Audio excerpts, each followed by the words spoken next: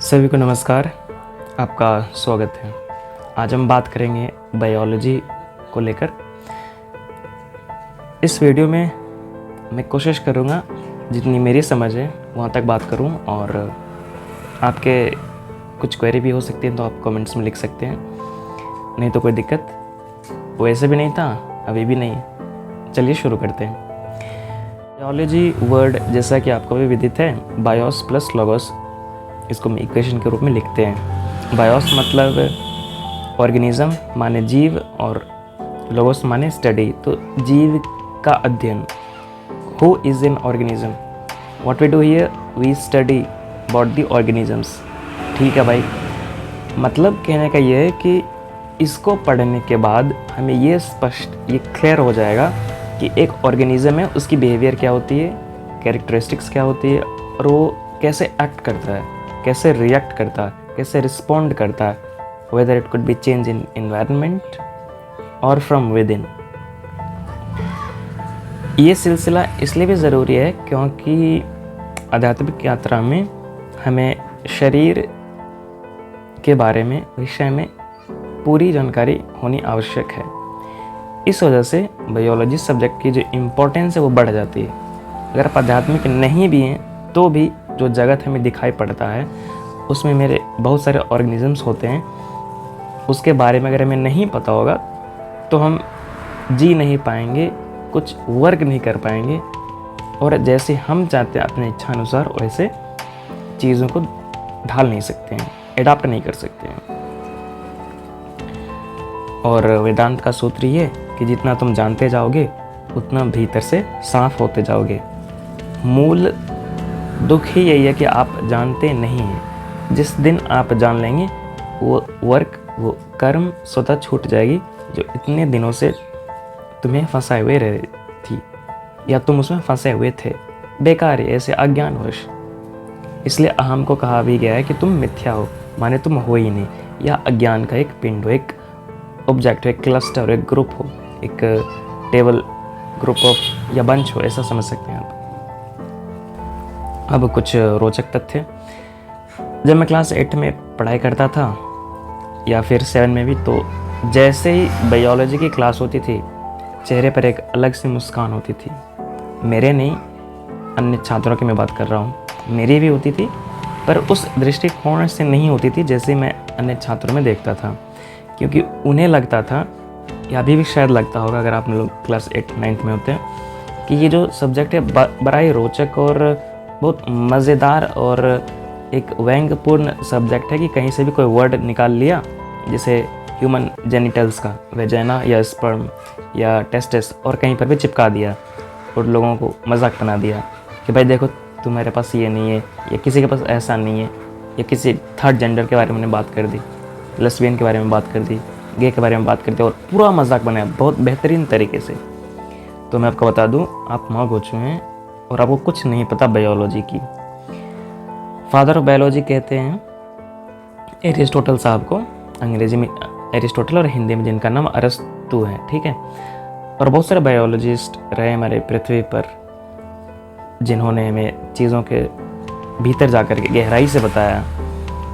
Theophrastus साहब हुए, Charles Darwin जिन्होंने थ्योरी ऑफ इवोल्यूशन भी दिया कि हम लोग कैसे निर्मित हुए हैं, हमारी निर्मित बिल्कुल इस वाटर H2O से हुई है, और दुनिया का जितना भी जीव है सभी की उत्पत्ति वाटर से हुई है। हम सेल के बारे में पढ़ते हैं, कोशिका, वहाँ हम जानकारी लेते हैं बहुत सारी चीज़ों के बारे में, जैसे सिंपलेस्ट सेल अमीबा को कहते हैं, सिंगल सेल होती है, फिर प्रिमिटिव होती है, बहुत सारे आइडेंटिफिकेशन आप पढ़ेंगे बायोलॉजी, या क्लास 10 तक भी थोड़ा बहुत पढ़े हैं तो पता चल जाएगी। तो इसलिए अगर इस जगत में जीनी है, इस ज़िंदगी को जीनी है, तो बायोलॉजी तो फर्स्ट ऑफ ऑल क्लियर होनी ही चाहिए।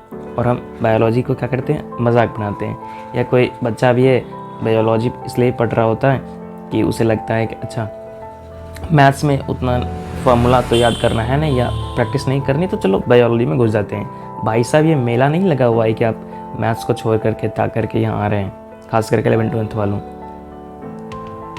ये तथ्य, ये फैक्ट्स वाला सब्जेक्ट है, इसको रियल लाइफ में आप होता देखते हैं, अपने साथ होता देखते हैं।